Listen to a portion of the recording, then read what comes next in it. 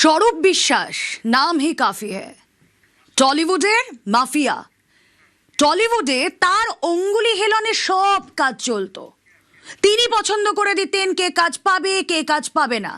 আর সেই স্বরূপ বিশ্বাস এবার পুলিশের জালে। আজ সকালে টলিউড পাড়ায় একটা স্বস্তির হাওয়া।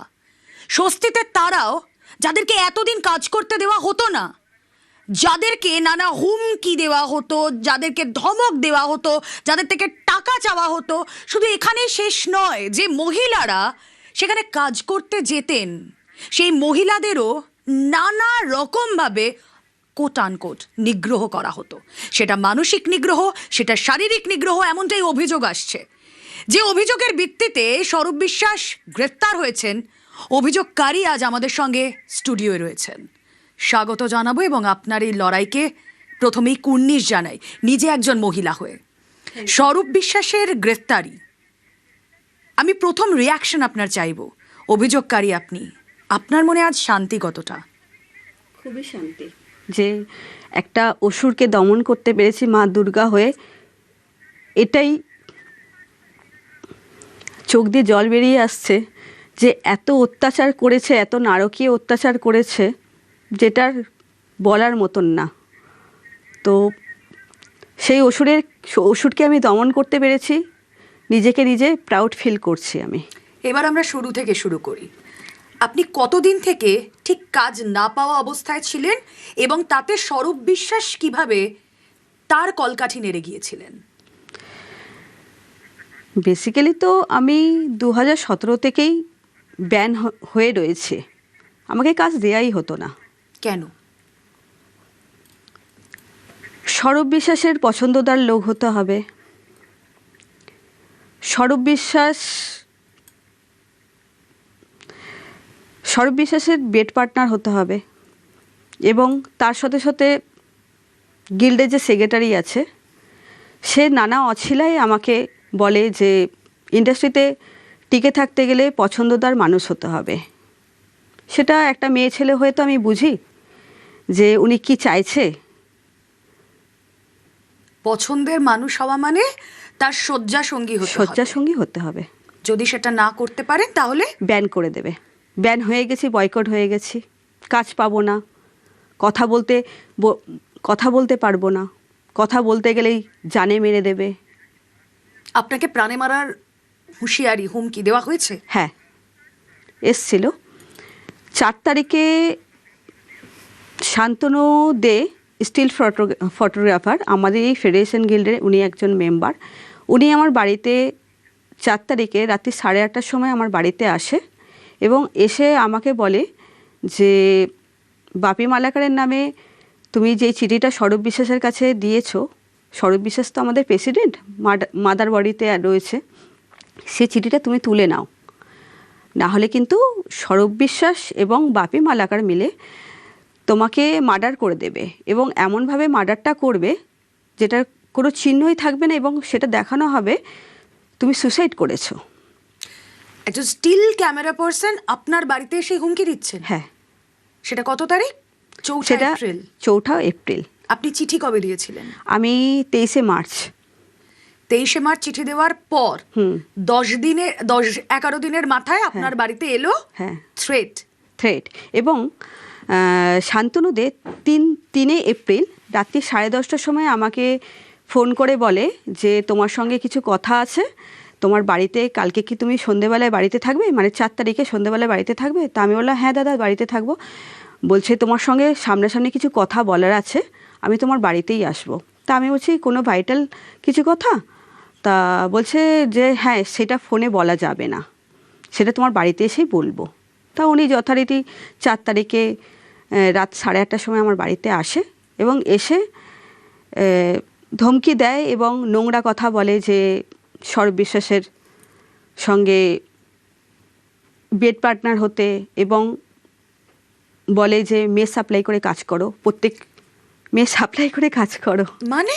হ্যাঁ, প্রত্যেক সপ্তাহে নাকি স্বরূপ বিশ্বাস এবং মানে আমাদের গিল্ডের যে সেক্রেটারি আছে বাপি মালাকার, ওনার নাকি প্রত্যেক সপ্তাহে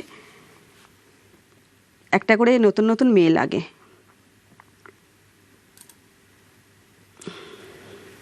আপনাকে সেই মেয়ে সাপ্লাই দিতে বলার কারণ? আমি ঠিক বলতে পারবো না কেন এই কথাটা বললো। উনি একটা কথা বলেছিল যে তোমার তো বয়স হয়ে গেছে, তোমার তো বয়স হয়ে গেছে, তুমি বরং মেয়ের সাপ্লাই দাও। তারপরে পরেক্ষণে আমি বলছি কি আমি কি মেয়ের বিজনেস করি যে আমি মেয়ের সাপ্লাই দেবো? এসব কী কথাবার্তা বলছো তুমি? তারপর তো বলছে যে ঠিক আছে এখনও তো ঠিকঠাক রয়েছো, তাহলে তুমি একটা কাজ করো, ঝঞ্ঝাট করো না, ঝঞ্ঝাট না করে তুমি বরং একটা কাজ করো, বাপি মালাকারের সঙ্গে ঝঞ্ঝাট না করে তুমি বেড শেয়ারটা করে নাও। এবং এটাও কানে এসছে একজনের থ্রু যে আমাদের অফিসের মধ্যে এইসব মানে মেয়েদের নিয়ে শোষণের কারবার চলতো। মানে গিল্ড অফিসে? হ্যাঁ, গিল্ড অফিসেই সেখানে মেয়েদের মানে সেই অফিসে মেয়েরা আসতো এবং তাদেরকে নিয়ে হ্যাঁ দুপুরবেলায় আসতো, এসে নাকি ওটা মেয়েদের সঙ্গে ফুর্তি করা হতো। মানে ইন্ডাস্ট্রির মাফিয়ারাজ শুধু যে আপনারা সাফার করেছেন তা নয়, মানে বাইরে থেকেও সেখানে মেয়ে নিয়ে এসে সাপ্লাই করা হতো। এটাই তো আমার কানে এসছে এবং আমাকে যে বলেছে আমি স্তম্ভ হয়ে গেছি। আমি একজনকে বলেছি, আমি নামটা এখন আর বলতে চাইছি না, ওনাকে আমি বলেছি যে বাপি মালাকার আমাকে কেন কাজটা দিচ্ছে না, কিসের জন্য কাজটা দিচ্ছে না, কি চাইছে উনি বলো তো? বলছে তুমি একটা কাজ করো, একদিন দুপুরবেলা অফিসে চলে যাও, অফিসে চলে গিয়ে ওনার সঙ্গে মজমস্তি করো না, কি আছে। এই বাপি মালাকারের এত প্রভাব কি এই স্বরূপ বিশ্বাসের জন্য? ওদের একটা মানে র্যাকেট চলে, এটা মানে র্যাকেটে কারা আছে?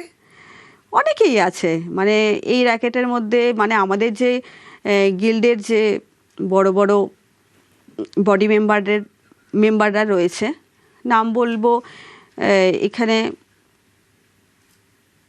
অভিজিৎ সাপুই আছে, আমাদের গিল্ডের যে সেক্রেটারি, উনি অ্যাসিস্ট্যান্ট সেক্রেটারি অভিজিৎ সাপুই, অনুপদা রয়েছে, তারপরে বালক রয়েছে, অনেকেই রয়েছে। এটা তো একটা র্যাকেট। মানে এরা স্বরূপ বিশ্বাস আরেকজন রয়েছে, আরেকজন জন্য কাজ করে। হ্যাঁ, আরেকজন রয়েছে, উনি হচ্ছে তন্ময় চ্যাটার্জি, উনি আমাদের ট্রেজারার। উনিও খুব খারাপ মানুষ। কেন 2017-তে আমি একটা দেবুলেনাদির এবং তথাগতদার ছবি করতে গেছিলাম ভটভটি নামে, উনি আমাদের ওইখানে বস ছিল। তো ওইখানে যে আমার সহকর্মী যে তাপস সমাদ্দার ছিল, উনি এখন এক্সপায়ার হয়ে গেছে, উনি মারা গেছে। উনি আমাকে এসে প্রস্তাব দিয়েছিল যে শুটিং প্যাক আপ হওয়ার পরে রাত্রিবেলায় ওনার ঘরে গিয়ে মজমস্তি ফুর্তি করতে হবে, যেটা আমি একেবারেই মানে না করে দিয়েছিলাম। তারপর থেকেই আমি ব্যান হতে শুরু করি। মানে এটা কি কোনো অলিখিত নিয়ম নাকি যে আমাকে কাজ পেতে গেলে কারোর শয্যা সঙ্গী হতে হবে? দেখো আমি তো করিনি, এবারে হয়তো এদের অত্যাচারে অনেকে মুখ বুঝে এটা সহ্য করেছে, তারাই হয়তো কাজ করতে পেরেছে। তা আপনি যখন এই চিঠিটা দিলেন স্বরূপ বিশ্বাসকে 23শে মার্চ, 4 এপ্রিল আপনার কাছে বাড়ির বইয়ে হুমকি এলো, আপনার প্রাণ সংশয়ের একটা জায়গা তৈরি হলো। আপনি স্বরূপ বিশ্বাসের সঙ্গে 1-to-1 দেখা করেছেন, তাকে বলেছেন আপনার চিঠির বয়ানে কি ছিল? মূলত আমি সুরজি সঙ্গেতে একবার গেছিলাম, সেখানে আমি গিয়ে কাজ চেয়েছিলাম এবং ওনার যে অ্যাসিস্ট্যান্ট অরিজিৎদা রয়েছে ওনাকেও বলেছিলাম। তো উনি আমাকে টাকা দাবি করেছিল যে গিল্ডের তোমাদের চাঁদা দেওয়া হয়েছে। তা আমার তো কাজ ছিল না, আমি গিল্ডের চাঁদাটা 2 বছর দিতে পারিনি। আমি যে ঠিক আছে আমি কোনো রকম ব্যবস্থা করে গিল্ডের চাঁদাটা দেবো, দাদা আমাকে অন্তত একটা মেগা অন্তত আমাকে পাইয়ে দিন, নাহলে আমি সংসারটা চালাতে পারছি না। আমি নর্থ ক্যালকাটার মেয়ে, কিন্তু আমি সাউথে কাজের পারপাসে থাকি, তো আমি ভাড়া থাকি, তো আমি চালাতে পারছি না, খুব কষ্টের মধ্যে আছি। এবং আমার বাবা 29শে ডিসেম্বর 2025-এ মারা যায়। উনি আমাকে কিছুটা সাহায্য করতো আর্থিক দিক থেকে। তো সে তখন আমাকে বলেছিল যে টাকা দাও তারপরে কাজ পাবে।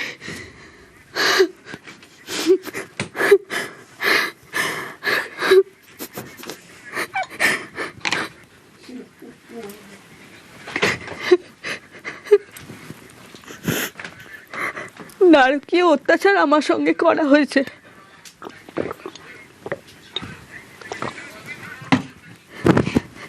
ভালো খেতে পারিনি আমি আমাদের বাড়িওয়ালা কাকুর কাছ থেকে চাল ডাল চেয়ে রান্না করে খেয়েছি। আমাদের একটা ম্যানেজার দাদা আছে, সে রেশনের চাল তুলে আমাকে দিত। এত কষ্ট করে দিন কাটিয়েছি আমি।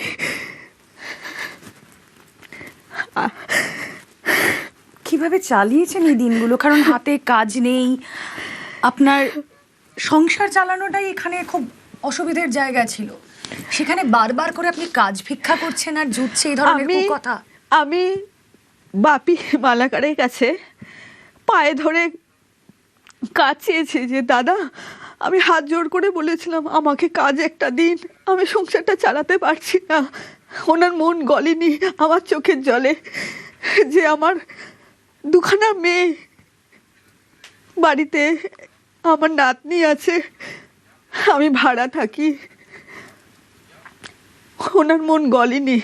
উনি খুব পাষণ্ড লোক, উনি মানুষ না, উনি মানুষ না।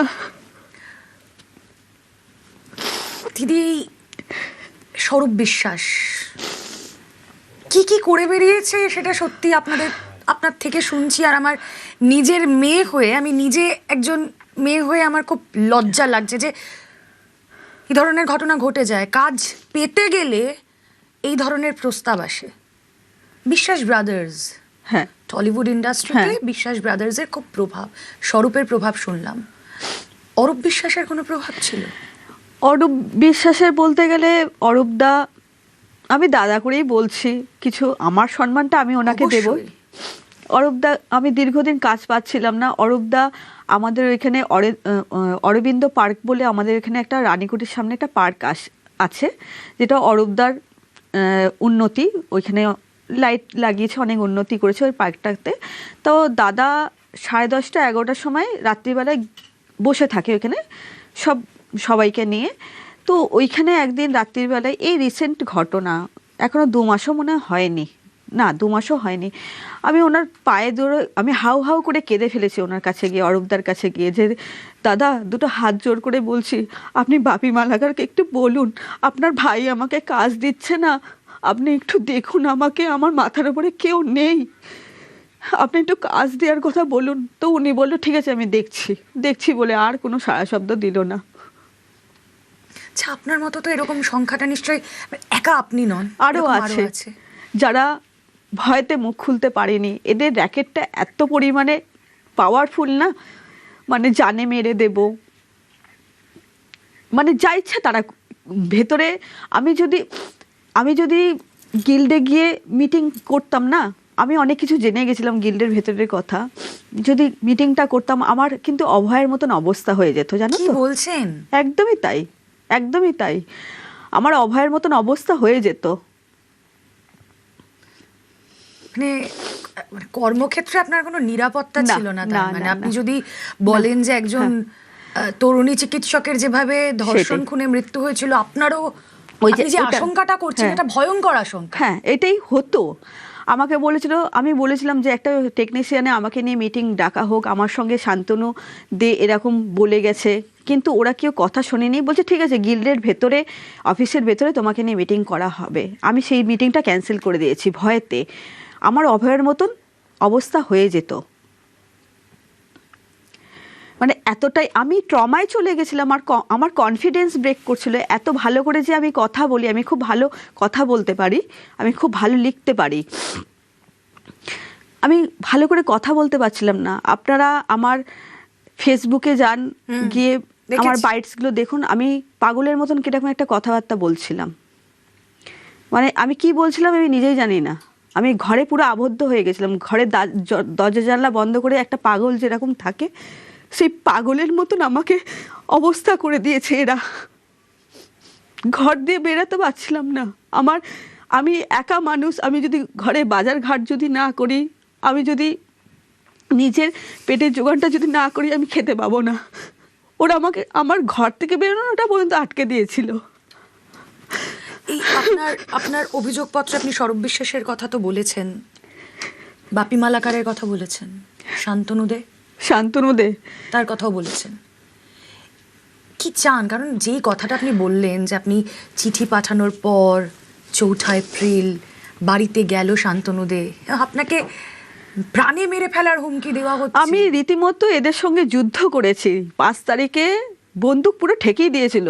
শুধু আমি এত সাহসী মেয়ে, সেই সময়টা আমি চিৎকার চেঁচামেচির জন্য এরা মানে লোকজন জড়ো হয়ে যাবে বলে এরা কিছু করতে পারেনি। কিন্তু এরা বন্দুক নিয়ে এসেছে। হ্যাঁ, ঠিকই ভয় দেখাতে। হ্যাঁ, ভয় দেখাতে না, কেউ কি ভয় দেখাতে আসে, সে প্রাণে মারতে আসে। এবং ঘটনা আগে ঘটেছে কোথাও যেখানে হয়তো হ্যাঁ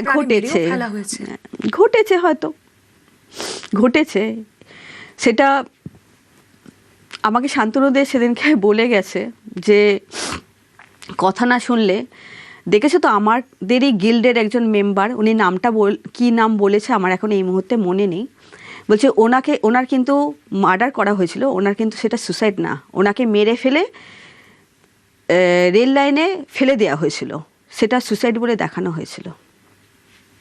সেটা উনিই বলতে পারবে উনি ওটা কে। আমি তো এত ভেতরকার খবর তো ওদের গিল্ডের মধ্যে, আমি আমার নিজের গিল্ডের খবরই রাখি না, আমি লোকের মানে অন্য গিল্ডের খবর কি করে রাখবো। আপনাকে 5ই মে হুমকি, 5ই এপ্রিল হুমকি দেওয়া হয়েছিল? 4ই এপ্রিল আমাকে 5 তারিখে আমাকে শ্যুট করতে আসে। আজকে 5ই জুন, 2 মাস। কি মনে হচ্ছে ধর্মের কল বাতাসে নড়ে? একদমই তাই, ধর্মের কল বাতাসে নড়ে। আমি রাধা মাধবের খুব ভক্ত, আমি মনে প্রাণে একটা কথাই আমার রাধা মাধবকে বলেছি যে বাবা আমার বাড়িতে জয় জগন্নাথ প্রতিষ্ঠিত জয় জগন্নাথ আছে, আমি খাটু শ্যামের খুব ভক্ত। আচ্ছা, শ্যাম বাবার ওনার বিচারটা উনি হারে কা সাহারা, মানে খাটু শ্যাম বাবা হারে কা সাহারা, মানে যে হেরে যায় তার পাশে উনি গিয়ে দাঁড়ায়। বাবাকে একটা কথাই বলেছি যে আমি তো সঠিক পথে রয়েছি, তুমি আমাকে হারতে দিও না। তাই উনি আমাকে হারতে দেয়নি, অসুরের দমন আমি করতে পেরেছি, এটাই হচ্ছে কথা। আপনার কি মনে হয় আপনার এই পথ অনুসরণ করে বাকিরাও আসবে? একদমই তাই। অল টেকনিশিয়ানের জন্য আমি রাস্তাটা ক্লিয়ার করে দিয়েছি, অল টেকনিশিয়ানের জন্য। এরপরে কেউ ভয় করে কাজ করবে না, সবাই ভয় জয় করে কাজ করবে। সবার জন্য আমি এই জিনিসটা করেছি, সবার পাশে আমি এসে দাঁড়িয়েছি। আমি একা যদি লড়ে যেতে পারি 5টা মানুষ কিন্তু ভয়মুক্ত হয়ে যাবে, আমি এটাই জানি। এরপরে আমি আশা রাখছি সবাই মুখ খুলবে। দেখুন, আপনাদের মেকআপ আর্টিস্টদের এই ধরনের সমস্যার মধ্যে পড়তে হতো। আমরা গতকালও একজনের সঙ্গে কথা বলেছি, সবাইকে না, মানে পুরুষ নারী নির্বিশেষে অনেককেই পড়তে হতো। হয়তো পুরুষদের ক্ষেত্রে শয্যা সঙ্গী হওয়ার প্রস্তাব না, আসতো না, মানে না, ওটা টাকা চাওয়া, সেখানে টাকা চাওয়া। ধরুন যারা এখন কাজ করছে, অনেকেই তো কাজ করছে, হ্যাঁ, না হ্যাঁ, ইন্ডাস্ট্রিটা চলছে কিভাবে? হ্যাঁ, মেগাতে চলছে। তারা কিভাবে করছে? তারা কম্প্রোমাইজ করছে, অনেক কিছু ভাবে কম্প্রোমাইজ করছে, না করলে কি করে কাজ করবে, কেন এই জায়গাটাই তো কম্প্রোমাইজের। আচ্ছা, আপনার কি মনে হয় এই একা স্বরূপের গ্রেফতারে এই ঘুঘুর বাসাটা ভাঙবে? ভেঙে গেছে অলরেডি। একা স্বরূপের, নাকি এই যে বাকি যাদের নাম করছেন সমানভাবে তাদের? হ্যাঁ, একদম। আমার যে লয়ার, ঠিক আছে, সে আমার পাশে এসে দাঁড়িয়েছে, চন্দন সাহা। আমি ওনার উপরে আশা রাখছি যে উনি জাস্টিসটা শুধু আমার একার জন্য করবে না, অল টেকনিশিয়ানদের জন্য করবে। এই যে 2017 থেকে 2026, 9টা বছর, এই 9 বছরে আপনি কাজ পেতেন না, আপনি হুমকি পেতেন, আপনাকে কাজের জন্য ভিক্ষা চাইতে হতো। সেখানে হয়তো ওনার খুব মায়া হলেও একদিন, মাসে 1 দিন কি 2 দিন, তারপরে ধরুন যেসব বসরা থাকতো সেসব বসদের কাছে গিয়ে বলতাম যে দাদাকে বলো না, বাপিদাকে বলো না আমাকে একটু কাজ দিতে। তো তারা বলতো যে বাপিদা তো কাজটা ডিস্ট্রিবিউট করে, বাপিদা কাজে না পাঠালে আমরা কি করে কাজে নিই বলো তো। কতগুলো ধাপ রয়েছে দিদি। আপনি এই বাপি মালাকারের কথা বলছেন, স্বরূপ বিশ্বাসের কথা বলছেন, আপনি বাপি মালাকারের কাছেও কাজের আবেদন করছেন অন্য আরেকজনের কাছে। হ্যাঁ, কতগুলো ধাপ রয়েছে মোটামুটি? ধাপ বলতে গেলে হচ্ছে বাপি মালাকার যেহেতু অফিস থেকে কাজটা ডিস্ট্রিবিউট করে, এদের কিছু পেটেন্ট লোক থাকে, আচ্ছা, তারাই শুধু কাজটা করবে, সেটা বাপি মালাকার বলুন বা যে কোনো বসের বলুন, যেরকম বালকের নামই আমি বলছি, এই ইন্ডাস্ট্রির মধ্যে 4-5টা করে মেগা ধরতো। এদের কিছু পেটেন্ট কিছু লোক থাকতো যারা একদম আমি বলবো, আমি এখন বলছি যে মাফিয়াই তারা অন্য কোনো কাউকে, মানে যারা আমাদের মতন খুব গরিব, মানে ধরুন বেসাহারা, তাদেরকে এরা ঘেঁষতে দিত না। এরা ভালো ভালো কাজ করবে, ভালো ভালো খাবে, ভালোভাবে। কি টাকার বিনিময়ে এসব হতো? হ্যাঁ, কাজটা করলে পরে তো হিউজ টাকা পেতো না। একটা মেগা সিরিয়াল করলে মিনিমাম 35 থেকে 40 হাজার টাকা পায় ওটি নিয়ে। সেগুলো কি ভেট কোথাও কোথাও দিতে হতো? হ্যাঁ, টাকা দিতে হতো। ওটা তো আবার ওয়েলফেয়ার চলতো না। ওয়েলফেয়ার? হ্যাঁ। সেই ওয়েলফেয়ার মানে কি ভালো করেছে আপনাদের, বা কিভাবে আপনাদের ভালোর জন্য ওয়েলফেয়ার চলতো, একটু শুনুন। ওটা যেটুকু হিসাব দেখাতো, যা কালেকশন আমি এখন মনে করি, কেন 2 বছর 2.5-3 বছর আগে, এখন নয় মেগা সিরিয়ালের সংখ্যাটা কমেছে, সেটা ছবি বলুন বা মেগা সিরিয়াল, একটা সময় তো কাজ হয়েছে। তো ওয়েলফেয়ারের টাকাটা এক একটা অ্যাসিস্ট্যান্ট থেকে, আমি তো যেহেতু অ্যাসিস্ট্যান্ট, আমাদের মাথা পিছু 500 টাকা করে নেওয়া হতো। আচ্ছা। এটা বাপি মালাকার নিত, এবং বসদের মাথা পিছু 1000 টাকা করে নেওয়া হতো। এবার ধরুন 45টা 40 থেকে 46টা মেগা সিরিয়াল চলছে। এইবার 3টে মেকআপ আর্টিস্ট ধরুন, বস হচ্ছে 1000 টাকা, আর অ্যাসিস্ট্যান্ট 500 টাকা, 2টো অ্যাসিস্ট্যান্ট 1000 টাকা। হিসাবটা দেখিয়ে দিচ্ছি। 2000 টাকা। এবার কত টাকা মাসে হতে পারে, এটা প্রত্যেক মাসের হিসাব ছিল। এবং ধরুন আমরা যদি এক্সট্রায় কাজে যেতাম, সেটা বাপি মালাকার বলেছিল, 100 টাকায় 20 টাকা ওয়েলফেয়ার দিতে হতো, 20 টাকা। তাহলে আমি যদি সারাদিনে যদি 3000 টাকার কাজ করি, তাহলে 300 টাকা আমাকে দিয়ে আসতে হতো গিল্ডের ভেতর, ওইটাই ওয়েলফেয়ারের টাকা। সেটা দিয়ে কি হতো? সেটা দিয়ে সেটাও মানে যেই অসুরকে আমি দমন করেছি, সেই অসুরেরই এটা টাকাটা ওইখানেই যেত, ওই ফান্ডেই যেত। জেনারেলি আমরা জানি যে কোনো কোম্পানি বা যে কোনো একটা স্ট্রাকচারাল জায়গায় ওয়েলফেয়ার গঠন করা হয় কিসের জন্য? সেখানকার যারা কর্মীরা রয়েছে তাদের ভালোর জন্য, তাদের অসুস্থতা, তাদের কোনো বিপদ আপদ, সেখানেই ওয়েলফেয়ারের যে টাকা, ফান্ড থেকে টাকা যাবে, সেটা দেওয়া হতো। সেটা দেখুন কতটা দেয়া হতো কতটা দেয়া হতো না, ভেতরের এবারে কথা যদি আমি বলতে যাই, সেটা আমাদের মাঝে মাঝে তো মিটিংটা হতো বছরের মধ্যে, সেকেন্ড সানডে দেখে হয়তো 1-2টো মিটিং হতো। সেখানে সবাইকে সম্বর্ধনা ফুল দিয়ে জানানো হতো, কাউকে ট্রলি ব্যাগ দেওয়া হতো। এবার যারা কাজ করতে এই মুহূর্তে পারছে না, বয়স্ক মানুষদেরকে, তাদের প্রতি মাথা পিছু ধরুন 10 জনকে 5000 টাকা করে দেওয়া হতো, এটুকুই জানি।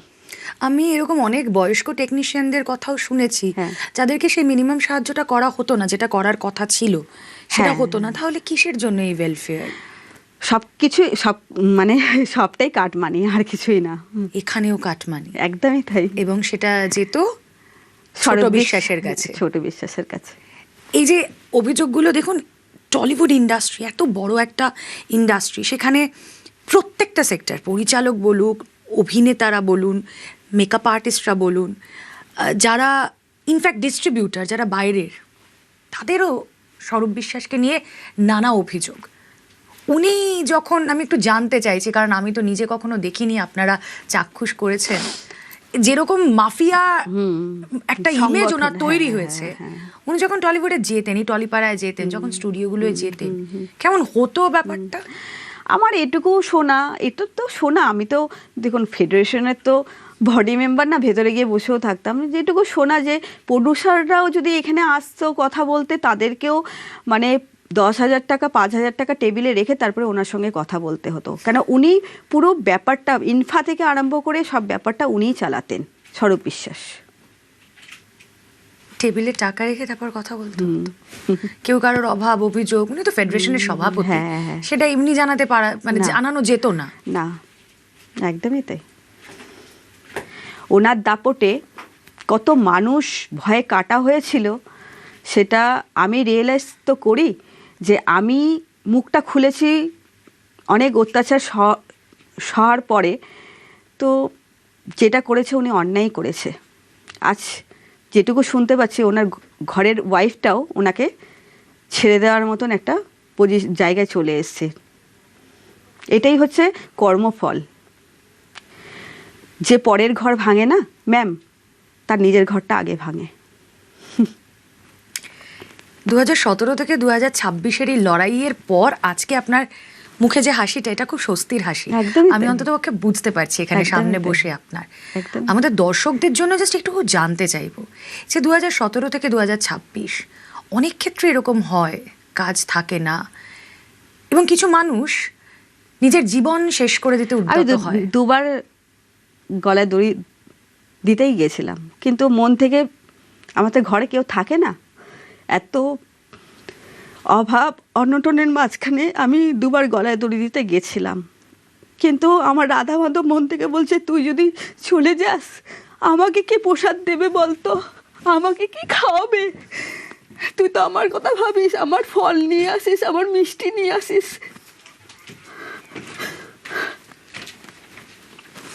আর যদি সেদিনকে জীবনটা আপনার শেষ হয়ে যেত তাহলে কি আজকের এই দিনটা আসতো? আসতো না তো। উনি তো আমার সাহারা ছিল, উনি আমার সাহারা ছিল, আমার রাধা মাধব। আমাদের দর্শকদেরকে জাস্ট আমি এটা জানাতে চাই যে আপনার এই প্রত্যেকটা দিন কাজ ভিক্ষা করতে হচ্ছে, খাবার জোগাড়ের চিন্তা করতে হচ্ছে, মেয়েদের বড় করতে হচ্ছে, পারিবারিক একটা দায়িত্ব থাকে, আপনি আপনার স্বামীকেও হারিয়েছেন। এই যন্ত্রণাটা কিরকম ছিল? কি করতেন এই প্রত্যেকটা দিন? মারাত্মক। আমরা শিখতে চাই আপনার থেকে, ওই জন্য শুনতে আর চাইছি। একটা কথা বলি, আমি, আমার বলতে লজ্জা নেই, আমার বড় মেয়েটাও স্বামী হারিয়েছে। সে কি? সেটাও একটা যন্ত্রণা। মানে আপনার বড় মেয়ের বয়স কত? এই 24-25 বছর। প্যাথেটিক।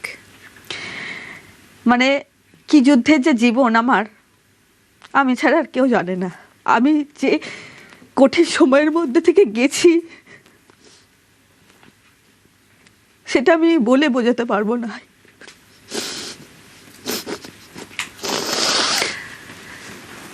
নতুন সরকার এসেছে, পালাবদল হয়েছে, কোনো জায়গায় আর রাজনৈতিক ছোঁয়াচ থাকবে না, না। এটা সরকার স্পষ্ট করে একদমই দিয়েছে। তাই। ইন্ডাস্ট্রিতেও থাকবে না, না। কোনো এরকম কোনো না। কোনো বাড়ির প্রভাব, কোনো ব্রাদার্স প্রভাব এরকম থাকবে না। না। আপনি কি চাইছেন? আপনি নিজে তো কাজ করবেন আগামী দিনে, আপনার হ্যাঁ। মতো আরো অনেকে কাজ করবে, তাদের জন্য কেমন পরিবেশ হওয়া উচিত? আমি একটা কথাই বলবো, ভয়মুক্ত পরিবেশ হওয়া উচিত। ঠিক আছে, মানুষ যেন শান্তিভাবে নিজের মন খুলে কথা বলে যেন কাজটা করতে পারে আগামীকাল, ভালোভাবে আমাদের ইন্ডাস্ট্রিটাকে যেন নিয়ে যেতে পারে আগিয়ে। সেটা সবাই, সেটা আজকে নতুন সরকারে যারা বিধায়ক হয়েছে, এবং সবথেকে বলবো যে আমাদের মাননীয় মুখ্যমন্ত্রী যিনি, ওনাকে তো কোটি কোটি ধন্যবাদ আমার তরফ থেকে এবং অল টেকনিশিয়ানদের তরফ থেকে জানাই। উনি না পাশে থাকলে এতটা দূর এগাতে পারতাম না। কখনো মনে হয় না, এই ভয়টা করছে না যে ওই হয় না, যে যায় লঙ্কায় সেই হয় রাবণ? না। একটা স্বরূপ চলে গেছে, আবার এরকম না না, কেউ আসবে না? সেটা হবে না, সেটা হবে না। কেন, জয় শ্রীরাম কখনো অন্যায় করে না, আমি এটুকুই জানি। কাজের পরিবেশ ভালো হোক, ভালো এটাই হবে। চাইছেন, তাই তো? একদমই তাই।